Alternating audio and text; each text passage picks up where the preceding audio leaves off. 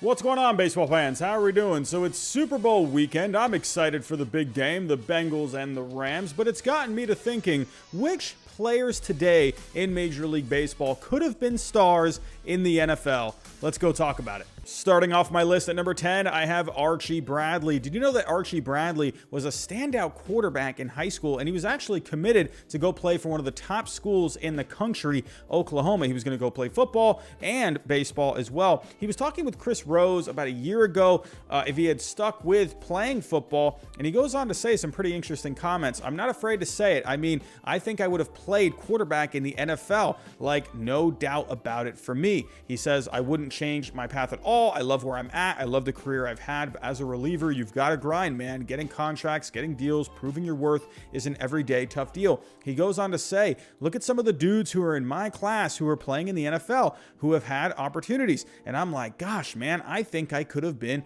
one of those dudes. A couple of those, you had Teddy Bridgewater, Jacoby Brissett. There's also Jeff Driscoll, Brent Hundley, Brandon Allen, and Johnny Manziel. Very interesting. Archie Bradley, he's one of the more effective relief pitchers. He's currently a free agent. I think he's an underrated free agent at the moment, but he had a good year last year. He had a 3.71 ERA over 53 games.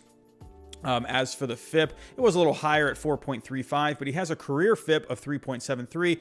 Archie Bradley would have been very interesting if he would have stuck with football. At number 9, I have Jeff Samardzija. Jeff Samardzija was really good when he played college football for Notre Dame as a wide receiver. He was one of the better wide receivers in the country. However, he did go on to play baseball. He actually was entered in the NFL draft at one point, but he pulled himself out to pursue a baseball career. He ended up having a pretty solid career, had 241 starts, 364 games overall, over 1,600 innings pitched. For the most part, Jeff Samardzija was probably like a third or fourth starter in a rotation. He had a pretty up and down career. There were some years where he was really good. In 2014, that was when he got traded to the A's. That was a big trade at the time. But for the most part in his career, he ended up going on to pitch for the White Sox and then the Giants. But for the most part, he was up and down in his career. He had some good years, some bad years. Like if you take a look back in 2018, he didn't have a good year. He was having some injuries that year. But then he came back in 2019, had a pretty solid year, 32 starts, a 3.52 ERA. Sure, the FIP was high, but he was a guy that was logging innings in the second to last year of his career. If you go back to the years from 2012, 2014, he was very good in those years. He was an all-star in 2014.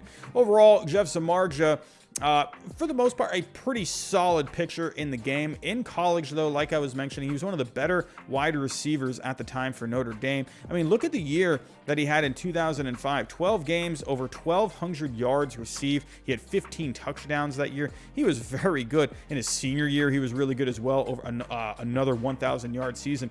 Would have been really cool to see if Jeff Samardzija could have gone anywhere in the NFL. At number 8, I have Adam Dunn. Adam Dunn was a very good quarterback in high school, and he actually committed to go play football for the University of Texas at Austin. However, even though he was a standout quarterback in high school, he was drafted by the Cincinnati Reds in the second round, the 50th overall pick in the 1998 draft.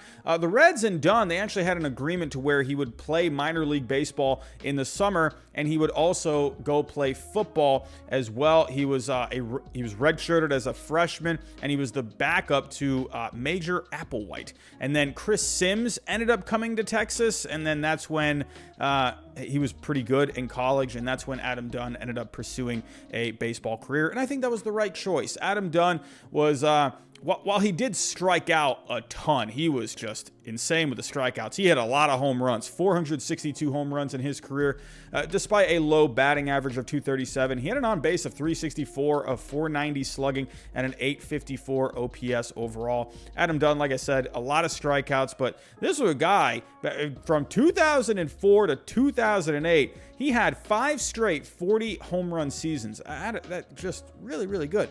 He was always known as just a pure home run hitter. He was either struck out or hit a home run. I think Adam Dunn went on to make the right choice. At number 7, I have Carl Crawford. We all know Carl Crawford during his time in the major leagues. He was one of the fastest players in the game. Take a look at all the stolen bases he had. 55 in 2003, 59 in 2004, 58 in 2006, 50 in 2007. There was one game he had 6 stolen bases. Carl Crawford, very, very fast. But he was also a very, very fast quarterback in high school, similar to how Michael Vick was.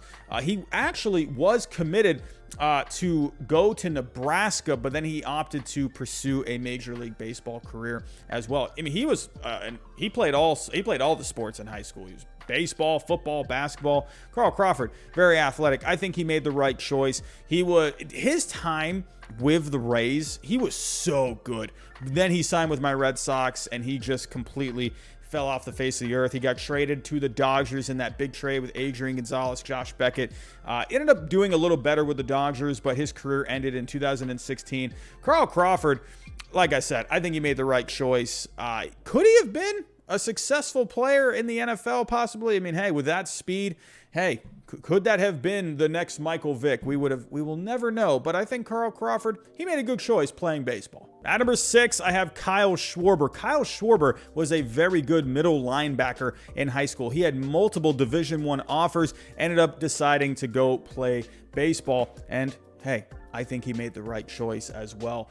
He has been, for the most part, very solid in his career so far. Sure, maybe not one of the better defensive players out there. He's not really got a lot of speed, but this is a guy, he can hit for a ton of power. He gets on base. Kyle Schwarber, the power is just off the charts with him. And last year, when the Red Sox traded for him, he was very good. Overall, last year in 2021, he hit 266, 32 homers, 71 RBIs, a very good on base of 374, a 554 slugging. Kyle Schwarber was one of the better hitters last year. If he didn't go down with that hamstring injury that he did, he lost a month from that. I think Kyle Schwarber, he could have easily been a 4-win player. He was very good last year. But Kyle Schwarber, this guy he's a big guy, but he's a very athletic guy as well. Could have definitely had a successful career as a middle linebacker. Coming in at number 5, I have Giancarlo Stanton. While we all know Giancarlo Stanton for hitting just absolute moonshots, there was a time when he definitely could have pursued a football career. I mean, just look at the size of Giancarlo Stanton. 6'6", 245 pounds. If we go back here to 2006, he actually got the attention of USC head coach Pete Carroll and assistant Steve Sarkisian. He was a wide receiver, also played cornerback at Notre Dame High School. He was getting a lot of interest from different programs around the country. However, he ended up pursuing baseball, got drafted by the Marlins, and I think he definitely made the right decision. I mean, look at the contract that he ended up getting, 13 years, $325 million. I think he made the right choice, but for good reason. Taking a look at the numbers, I mean, there's a reason he got that contract. This guy has performed, when he's healthy, he performs well. 59 home runs in 2017 with 132 RBIs, winning the MVP that year. With the Yankees, he's had some injury issues, but this past year, he was pretty solid. Hit 35 homers with 97 RBIs, hit 273, a 354 on base, a 516 slugging. So if healthy, Stanton is one of the better hitters in the game. But in the end, I think he chose the right career. At number 4, I have Aaron Judge, Giancarlo Stanton's teammate. Aaron Judge was once a standout football player. Here's a picture to prove it. Aaron Judge was very good at football in high school. Taking a look here, in Judge's senior year, he starred as a wideout and defensive end. He caught 54 passes for 969 yards. He pulled in 17 touchdowns. They were all school records. He was also very good at basketball. With Aaron Judge, he got a lot of offers from Division I schools to go play football. Notre Dame, Stanford, UCLA, and Washington. He ended up taking a scholarship to Fresno State. It was a partial ride. He took a pitching scholarship. Funny enough, Aaron Judge. But he had a really good arm. They tried playing him at quarterback in high school. He just didn't really have really the skill set to play at quarterback, but he had the arm, so that's why he pursued pitching. But Aaron Judge, as we all know now, he is not a pitcher. He is the right fielder for the New York Yankees. And just like all these other guys, I think he made the right decision. When Aaron Judge is healthy, he is one of the better bats in the game. He was one of the better players in the game last year. A 6.0 WAR on Baseball Reference, 550 at-bats, a 287 batting average, 98 RBIs, 39 home runs, a 373 on base, a 544 slugging, 916 OPS overall. Won the Rookie of the Year in 2017. People think he should have won the MVP over Jose Altuve. I digress. But that was a very good year for Aaron Judge. To me, I think he should have gotten the MVP, no doubt. Rookie of the Year and MVP. There's been times when people want to have made or have wanted to make him the face of the game, but just the injuries have really derailed him. 2018, he only played 112 games. 2019, only 102. Even in 2020, in a short season, he missed about half of the season. But last year, finally healthy. Him and Stan, I guess they were doing some yoga or something, working on their flexibility. And it looked like it paid off for Aaron Judge.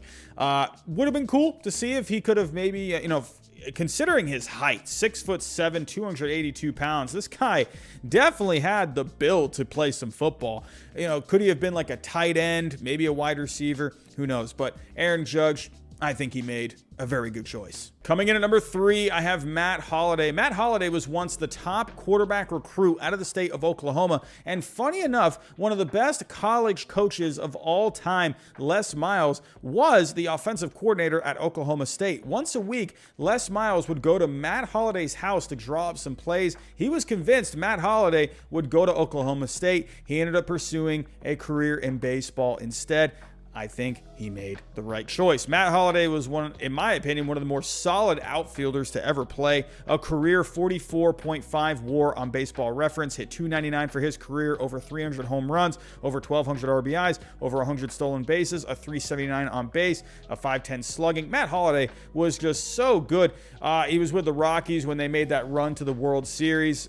Just so good in his career. Ended up going to Oakland in 2009, ended up going to St. Louis, and he's spent almost the rest of his career there. Had 3 All-Star appearances during that time, 3 All-Star appearances with the Colorado Rockies.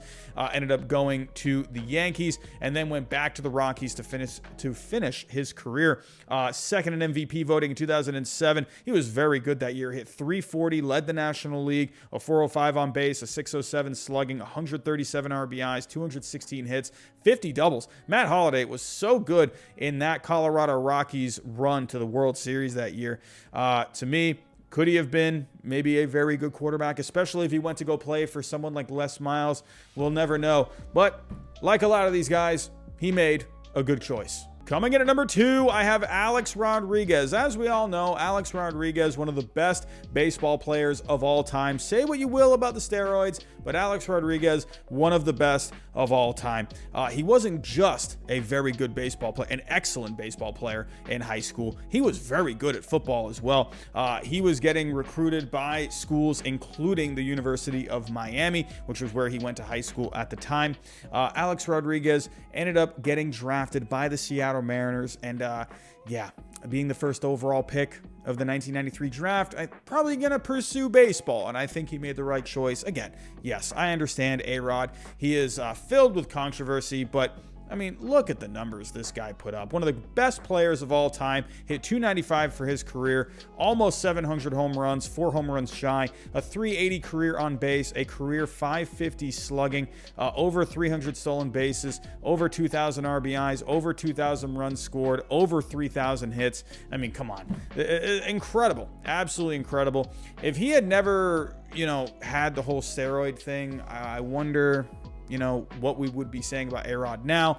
To me, he's fixing his image. I think people are starting to feel a little better about Alex Rodriguez these days. He's in the media, and will he get into the Hall of Fame one day? I mean, we'll have to wait and see. I think he will down the road eventually. We'll have to wait and see. We saw what happened with, guys like Barry Bonds and Roger Clemens. Will A-Rod have the same fate? We'll never know. But what if he had pursued football? We'll never know. And coming in at number 1, I have Joe Mauer. Joe Mauer had a problem in high school, but it was a good problem. He wasn't just good at baseball in high school. He was very good at football as well. He was the number 2 overall quarterback out of high school that year in the 2001 class. Florida State, he actually committed to go play at Florida State, but just like Alex Rodriguez, he ended up getting drafted 1st overall in the 2001 draft. Hey, when you're the 1st overall pick, I mean, come on, you got to go play some baseball at that point. And I think just like all these other guys, I've said it a million times now, he made the right choice. One of the best catchers of all time. Also played some first base too. Joe Mauer, for his career, hit .306. A .388 on base percentage, an .827 career OPS, but he was very good defensively. If we go take a look at his defensive numbers, just solid defensive numbers overall. Again, he did end up playing a lot of first base towards the end of his career, but a very good career overall. Won the MVP back in 2009. Look at the year he had. He had .365 that year with a .444 on base, 28 homers, 96 RBIs. Great defense, multiple gold gloves.